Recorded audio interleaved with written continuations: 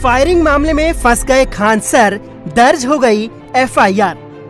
जिस तरह का लोग एविडेंस आएगा उस सबसे कार्रवाई होगी और इसमें जिसके ऊपर भी एविडेंस आएगा, विधि व्यवस्था या अपराध जिसके ऊपर भी होगी, उन सब पे सख्त कार्रवाई की जाएगी। पुलिस कर रही छापेमारी, खान सर को लगेगी हथकड़ी। तब तक एक बॉडीगार्ड को क्या करना चाहिए? क्या वो किसी आदमी के ऊपर फायरिंग किया है? क्या वो चोरों की तरह छुप के फायरिंग किया है? क्या CCTV कैमरा या किसी इंसान से छुप के किया है? बॉडीगार्ड के पास लाइसेंस मिला है, उसका काम क्या? किसी इंसान को मरते मत छोड़ो, ये बेचारा मर जाता, क्या इस पे माला चढ़ने का इंतजार करे या हवाई फायरिंग करेगा? क्या खान सर ने रोशन सर को फंसाया, कैंपस मालिक को अपने साथ मिलाया?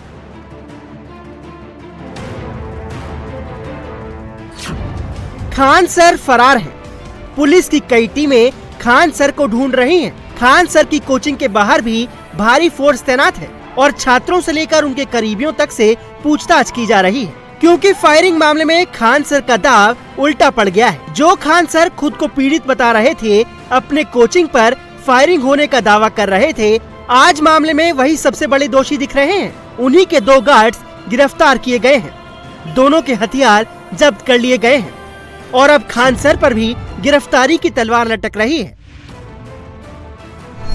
कदम कुआं थाने में फैजल खान उर्फ खान सर के खिलाफ हत्या की कोशिश और आर्म्स एक्ट के तहत केस दर्ज किया गया है। खान सर के गार्ड्स ने पुलिस को बयान दिया है कि खान सर ने ही उन्हें फायरिंग करने को कहा था। ऐसे में BNS की धारा 109 के तहत ये केस दर्ज किया गया है, जिसमें 10 साल तक की जेल और जुर्माने का प्रावधान है।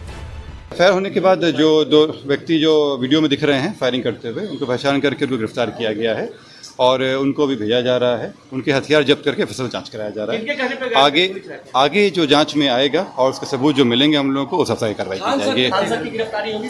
जैसे मैंने आप लोगों को बताया कि जिस तरह का लोग एविडेंस आएगा उस सबसे कार्रवाई होगी और इसमें जिसके ऊपर भी एविडेंस आएगा, विधि व्यवस्था या अपराध में जिसके ऊपर भी होगी, उन सब पे सख्त कार्रवाई की जाएगी। सबूतों के आधार पर आगे कार्रवाई की। खान सर की मुश्किलें इसलिए भी बढ़ती दिख रही हैं क्योंकि उनकी गिरफ्तारी के लिए टीम का गठन कर दिया गया है। सूत्रों का कहना है कि खान सर की गिरफ्तारी की जिम्मेदारी DIU को सौंपी गई है और जल्द से जल्द खान सर को पकड़ने के ऑर्डर दिए गए हैं, क्योंकि पुलिस को खान सर के खिलाफ पक्के सबूत मिल गए हैं। हालांकि खान सर अचानक गायब नहीं हुए हैं। शुक्रवार को सुबह खान सर कोचिंग सेंटर पहुंचे थे। उन्होंने क्लास भी ली थी, लेकिन छात्रों को पढ़ाने के बजाय खान सर क्लास में अपनी सफाई के सबूत पेश कर रहे थे। बच्चों को पॉइंट बाय पॉइंट समझा रहे थे कि कैसे उन्हें फंसाया जा रहा है और छात्रों को इसके खिलाफ आवाज उठानी चाहिए। जब तक पुलिस नहीं आई है तब तक एक बॉडीगार्ड को क्या करना चाहिए? क्या वो किसी आदमी के ऊपर फायरिंग किया है? क्या वो चोरों की तरह छुप के फायरिंग किया है? क्या CCTV कैमरा या किसी इंसान से छुप के किया है? बॉडीगार्ड के पास लाइसेंस मिला है, उसका काम क्या? किसी इंसान को मरते मत छोड़ो, ये बेचारा मर जाता, क्या इस पे माला चढ़ने का इंतजार करे या हवाई फायरिंग करेगा? क्या उसने हवाई फायरिंग किया कि नहीं किया है? किसी से छुप के किया है? अगर उस बॉडीगार्ड के जगह कोई पुलिस वाला भी रहता तो पुलिस भी क्या करती है? हवाई फायरिंग करती है। जैसे पुलिस आ गई है, बॉडीगार्ड का काम खत्म हो गया। ये लोग कहा कि खान सर के ऊपर माला चढ़ जाए, फोटो पे क्या चढ़ जाए? माला। यही तो चाहते हैं लोग। अरे पागलों, मेरे भाई लोग, एक बात बताए यार, वो हमला किसके ऊपर करने आया है? हमारे ऊपर। दिन में आया कि रात में? रात। अकेले आए ग्रुप में? पथराव किया कि नहीं? गोली चलाए कि नहीं चलाए? गार्ड को अधमरा किया कि नहीं किया? क्या FIR भी नहीं करें? सेल्फ डिफेंस की फायरिंग, चूंकि पुलिस लेट से पहुंची थी। खान सर छात्रों को समझाने में लगे हैं कि सेल्फ डिफेंस में फायरिंग की गई है।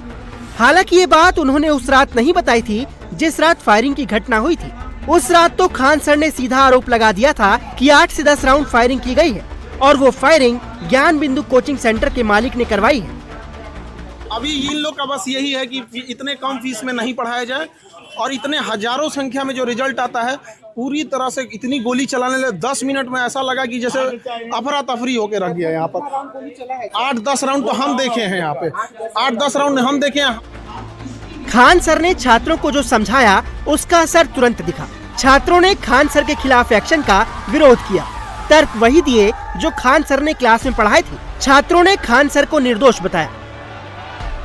जैसे उनका गिरफ्तारी हुआ, उनका लड़का आंदोलन किया, वैसे हम लोग भी शांतिपूर्वक आंदोलन करेंगे। उनका अगर गिरफ्तारी होता है तो आप ऐसे कैसे कह देंगे कि आप हमारे घर पे आए, ईंटा पत्थर मारे, अब हम अपने बचाव के लिए अभी अपना लाइसेंसी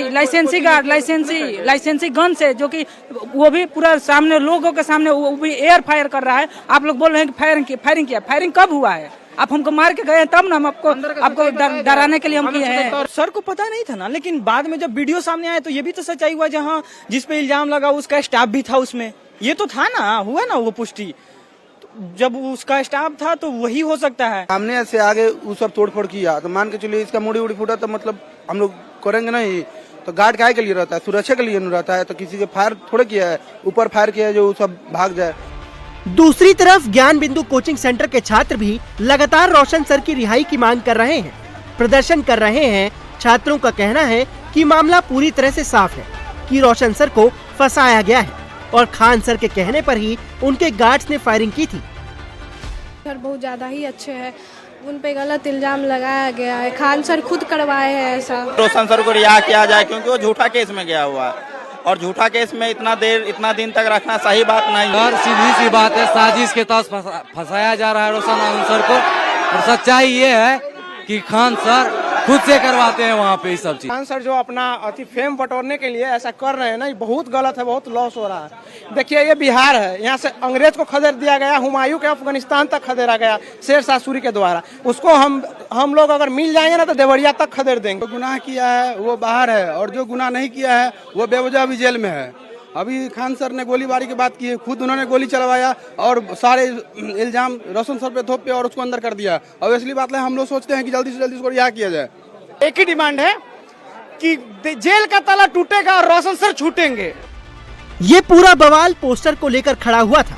ये 2 जून का वीडियो है जिसमें साफ दिख रहा है कि ज्ञान बिंदु कोचिंग का पोस्टर उतारा जा रहा है और जो शख्स पोस्टर उतार रहा है ये वही गार्ड चुनचुन है जिसे लोगों ने पीटा था। हैरानी की बात यह है कि चुनचुन किसान कोल्ड स्टोरेज का गार्ड है, खान सर के कोचिंग सेंटर का नहीं। दरअसल पटना का मुसल्लहपुर इलाका जहां सारे कोचिंग सेंटर हैं, उस कैंपस का मालिकाना हक किसान कोल्ड स्टोरेज का है, जिसके मालिक डीबी प्रसाद हैं। आरोप है कि डीबी प्रसाद और रोशन सर की कोचिंग को लेकर पहले से तनातनी है। वो खान सर के साथ मिलकर ज्ञान बिंदु कोचिंग को हटाना चाहते हैं।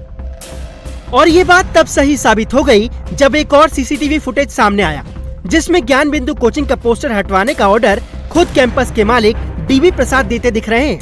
जब गार्ड चुनचुन ज्ञान बिंदु का पोस्टर उतार रहा था तब कैंपस मालिक नीचे से गार्ड चुनचुन को इंस्ट्रक्ट कर रहे थे। पूरा मामला छात्रों के भविष्य से भी जुड़ा है। ऐसे में आईजी ऑफिस में पुलिस की हाई लेवल मीटिंग हुई। पुलिस ने छात्रों से अपील की कि वो किसी भी कोचिंग सेंटर के बहकावे में न आए। हालांकि देखना होगा कि अगर पुलिस खान सर को गिरफ्तार करती है तो छात्र क्या करेंगे और Patna police law and order को कैसे मेंटेन करेगी।